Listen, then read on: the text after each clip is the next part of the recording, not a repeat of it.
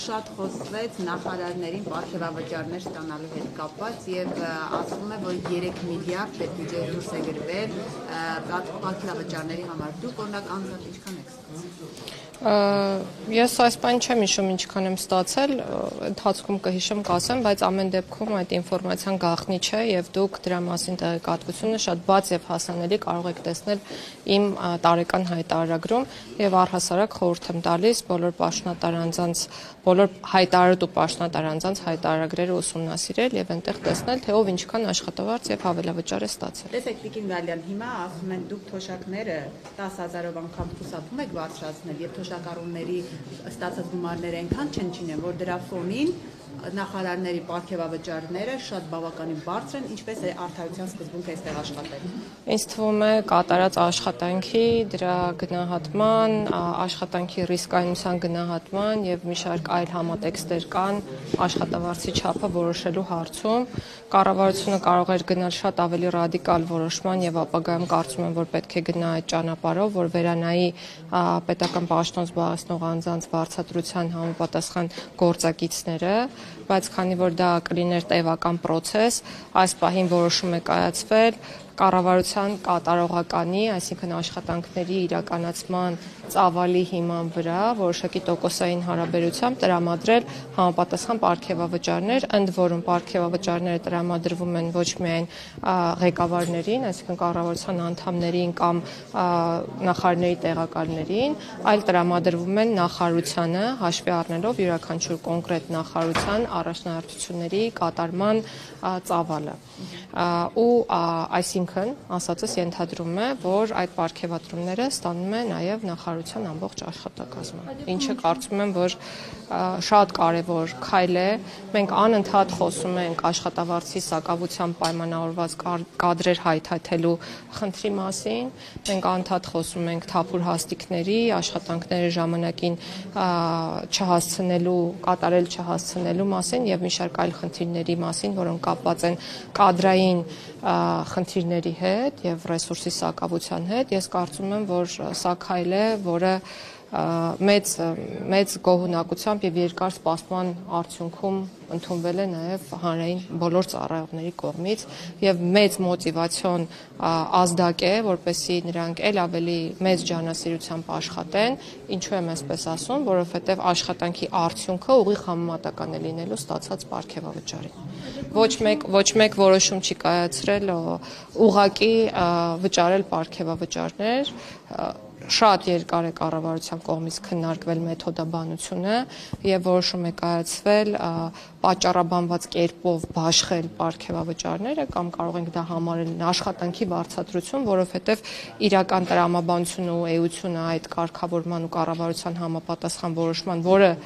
ես այսօր տեսա, որ ասվում է հույժ գաղտնի է, բացարձակ գաղտնի չէ, հրապարակային է, սիրելի հայրենակիցներ, կարող եք ծանոթանալ դրա բովանդակությանը,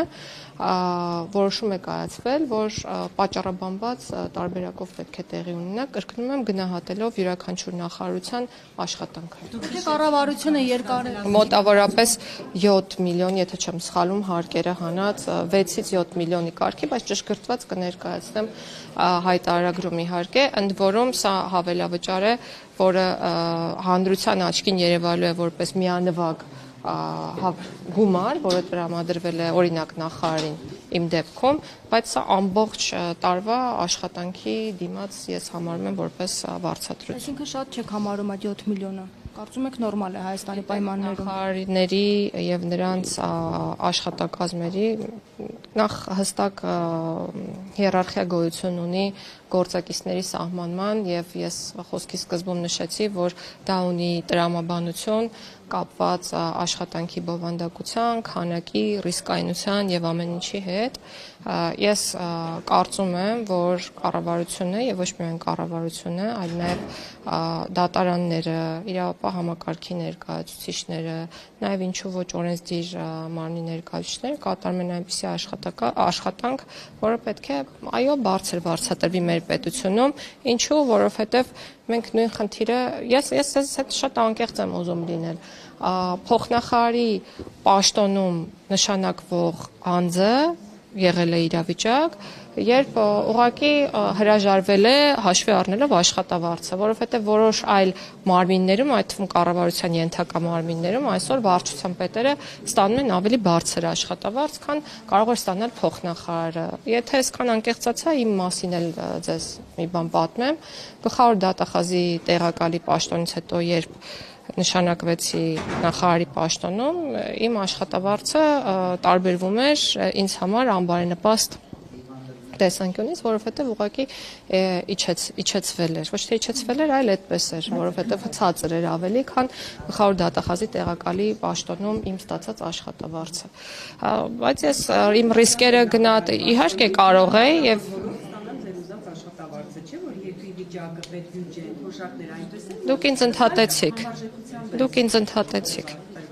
Դուք ինձ ընդհատեցիք, ցանկալի չէ։ Ես շարունակում էի միտքս ասելով, որ կարող էի չընտրել նաև նախարարի պաշտոնը, բայց ընտրեցի հաշվի առնելով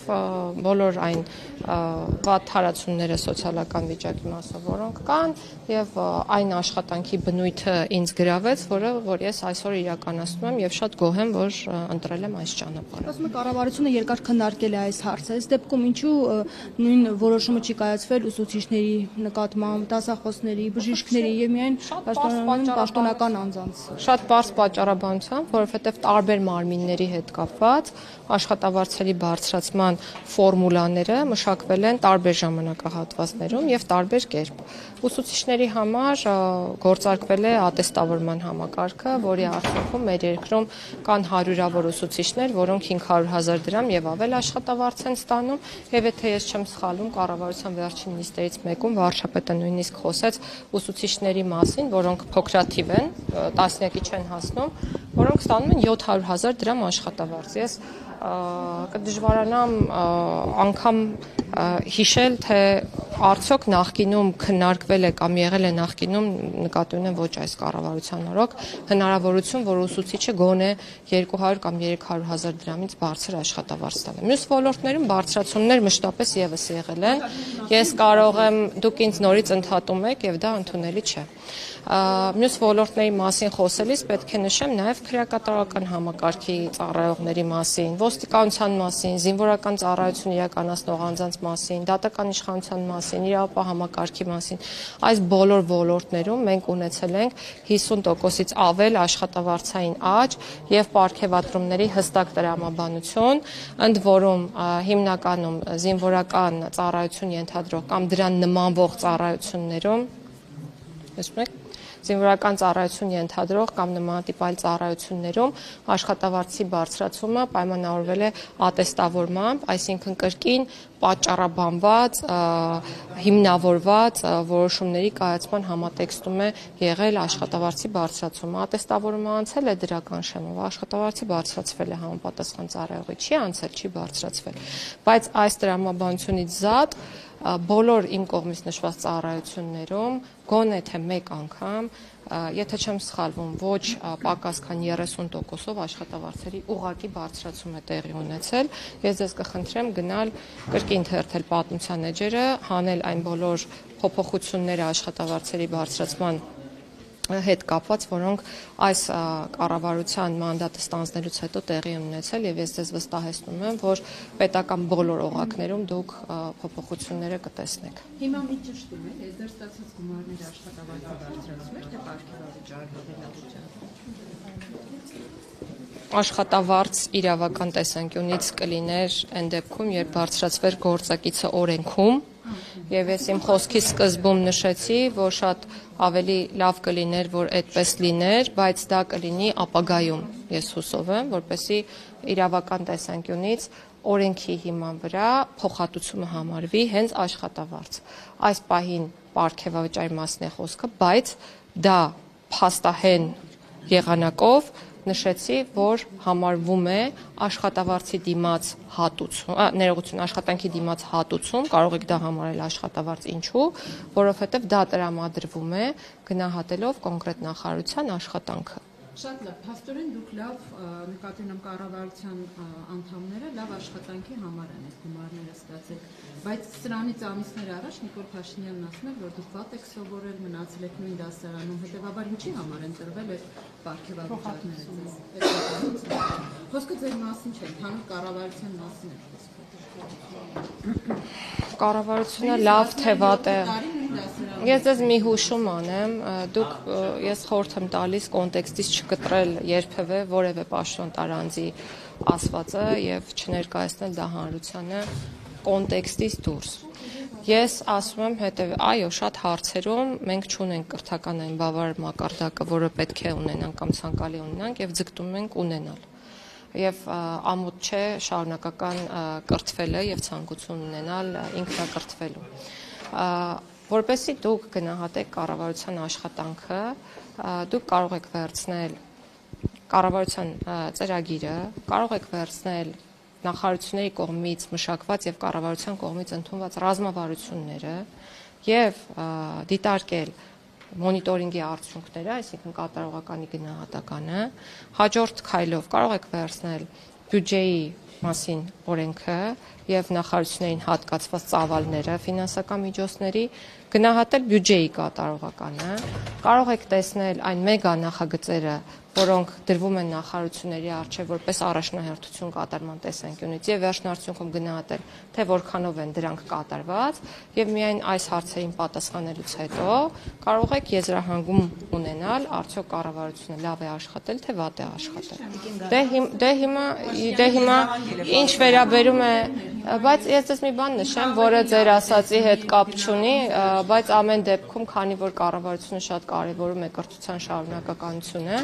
կառավարության որոշմամբ սահմանվել է, որ այդ պարգևավճարի 10%-ը պետք է ծախսվի կրթական նպատակներով, այսինքն որոշակի վերապատրաստումներ պետք է անցնեն հանրային ծառայողները, բոլոր այն հանրային ծառայողները, որոնք պարգևատրվել են,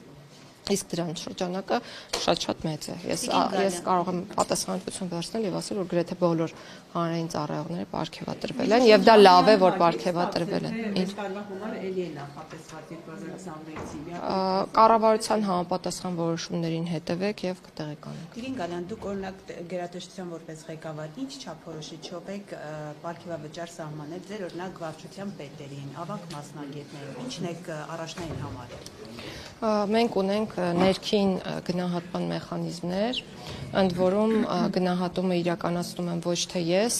այլ գնահատումն իրականացնում է աշխատակցի անմիջական ղեկավարը եւ հետո անմիջական ղեկավարների անմիջական ղեկավարը եւ հետո ուղղակի դրվում է իմ ստորագրությունը եւ ես չեմ կարող գնահատել ամենաներքևի օղակում ջանասիրաբար թեկուզ աշխատանքներ իրականացնող մարդու աշխատանքը, բայց որպես իրենց հաճելի մարդկանց այդ խնդիրը չկա, չի լինելու այս։ Գիտեք, մենք էլ չենք կարող մեզ թույլ տալ նման շռայլություն, որովհետև մեզ պետք են աշխատողներ եւ պետք է արդյունք։ Որևէ նախարարի համար ցանկալի չի նախարարությունում ունենալ այնպիսի աշխատակիցներ, որոնք չեն աշխատելու, արդյունք չեն ապահովելու կամ չունեն նմանատիպ ունակություններ։ Եվ հետեւաբար ես կարող եմ միարժեքորեն եւ աներկբա ասել, որ գնահատվում է միայն աշխատանքը։ Իսկ այդ աշխատանքը կոնկրետ նախարարը գնահատում է հետեւյալ կերպ։ Մենք ունենք մեր առաջնահերթությունները, որոնք նախ եւ առաջ սահմանվում են կառավարության կողմից, դրանք ավելի նեղ են։ Հետո ունենք առաջնահերթությունների ավելի լայն շրջանակ եւ ավելի շատ միջոցառումներ, որոնք սահմանվում են նախարարի կողմից եւ հստակ հանձնարարականներ են տրվում կոնկրետ վարչություններին, որ օրինակ պետք է X ժամկետում թվայնացնել ՔԿ գործակալության աշխատանքը։ Արդյունքային ցուցիչը այն է, որ պետք է թվային լինի ՔԿ գործակալության աշխատանքը, ենթադրենք երեխաների ծնունդը ամբողջությամբ կարողանա գրանցվել թվային եղանակով կամ անվան փոփոխությունը մարդը կարողանա տանից իրականացնել։ Եվ բոլոր ոլորտներում աշխատանքները այդ կերպ են իրականացվում։ Ու ես ուզում եմ մի բան էլ նշել, ճիշտ է ձեզ եւ հանրությանը այդ հարցն է շատ հետաքրքրում, բայց ես նոր 3 ժամ տևած քննարկումից դուրս եկա, որի ընթացքում 3 շատ կարևոր նախաձեռնություններ քննարկվեցին կառավարության։ որոնք մեր աշխատանքի արտահայտումն են, դեռ հարց չեմ լսել այդ նախագծերի մասին, խիստ եթե ցանկանաք կարող եմ ասել ինչ էինք քննարկում։ Եթե հետաքրքիր է ձեզ եւ հանրությանը։ 40,000 դրամ թոշակ ու իրենց շատ է համարում վարչապետը։ Ինչ չլսեցի սկիզբը։ Մարդիկ երբ թոշակով չեն կարողանում գոյատևել եւ այլն, այդ մարդկանց հետաքրքրում են այն երբ որ դուք ասում եք ինչու է ձեզ դա հետաքրքրում է, որտեղ երբ որ իշխանություն փոխվեց, նրանք խոստանում են այդ մարդկանց կյանքը բարելավել, իրենց այսպես ասած զոհաբերելով, հեղափոխության կանոններն էր դա։ Եվ մետրոյով էին օրինակ ցուցադրական գնում տուն գալիս, հետո սկսեցին ասել, որ 6-7 միլիոն ինչ ա, որ մենք չստանանք, լավ ենք աշխատում։ Դրա համար մարդկանց համար առաջին է դառնում իրենց խոստումների չկատարումը։ Հիմա դուք այսինքն համարում եք, որ դուք արժանի եք այդ միլիոնավոր պարգևավճարներին եւ դրա համար ստացել եք, ես ուզում եմ լսել ձեզնից ձեր դրամատական Գիտեք, չի կարելի ասել, որ դուք ասել եք թոշակները կբարձրացնենք, չեք բարձրացրել այն դեպքում, երբ բարձրացում տեղի ունեցել եւ ոչ մեկ անգամ։ Չի կարելի այդպես ներկայացնել եւ չի կարելի ինձ ընդհատել։ Չի կարելի ինձ ընդհատել, այդպես։ Կարող են ընդհատել եւ հարց տալ։ Ինչ է նշանակում չի կարելի ընդհատել։ Ես համարժեքության մասին էի հարցնում, ես չեմ ասել չեք բարձրացրել։ Իհարկե ինչ որ չափով բարձրացել եք։ Ես խոսում եմ համարժեքության մասին։ Դա եմ հարցնում եւ ասում եմ հիմա դուք համարում եք, որ դուք նախարարները, փոխնախարարները, վարչության պետերը, որոնք ստացել են այդ աստղաբաշխատանքները, համարում եք, որ արժանի են դրան, այո, եւ պետք է ստանան։ Ես սա եմ ուզում ճշտել։ Ինչպես է գնահատում ձեր աշխատանքի նախարարների, փոխնախարարների եւ այդ վարչակցությունը համարժեք է կարծում եք, արժանի են դրան։ Սա եմ հարցնում։ Թոշակները բարձրացվել են ոչ ավել, քան մեկ անգամ։ Ինչու է սա կարևոր շեշտել, որովհետև դուք ձեր պնդման կամ հարցադրմանը նմանվող խոսույթում ասում եք, որ խոստացել եք չեք արել։ Ես էլ ասում եմ ոչ, խոստացել ենք, արել ենք եւ արել ենք բաներ, որոնք նույնիսկ չենք էլ խոստացել։ Շատ բաներ են կարել, օրինակ հետվճարի ինստիտուտի մասին խոսակցություն չի եղել, բայց այդ քեշբեքը այսօր կարողանում են ստանալ, քեշբեքի տոկոսը մեծացվել է, որը փաստացի կրկին բերել է թոշակների բարձրացման։ Մենք խոստացել ենք ու վերջապես այսօր գործում է Համընդհանուր ապահովագրության ինստիտուտը, որը պարտադիր շահառուներ է նախատեսում որպես նույն թոշակառու անձանց, որոնք ժամանակին զրկված են եղել անվճար բժշկական օգնություն ստանալու հնարավորությունից։ Ինչու չենք ասում այն բաները, որոնք մենք արել ենք, խոստացել ենք եւ արել ենք, եւ չենք խոստացել, բայց արել ենք, որովհետեւ կարծել ենք, որ պետք է անենք անկախ նրանից դրանք որպես նախընտրական խոսում ներկայացվել են թե ոչ։ Ինչ վերաբերում է նրան համարժեք է, համարժեք չէ, սա ընդհանուր որոշում է եւ քանի որ արդեն որպես փաստ կարող ենք խոսել, ես կրկնում եմ, որ մեթոդաբանությունը շատ երկար քննարկվել է եւ տրամաբանության հիմքում դրվել է կատարված աշխատանքի ծավալը, այսինքն սկզբից թիրախները, որոնք սահմանվել են, հետո դրանց հասնելու ճանապարհը եւ արդյունքը, ես վստահ եմ, որ մեթոդիկայի տեսանկյունից հաջող ընտրված տարբերակ է եւ կարծում եմ, որ այո համարժեք է։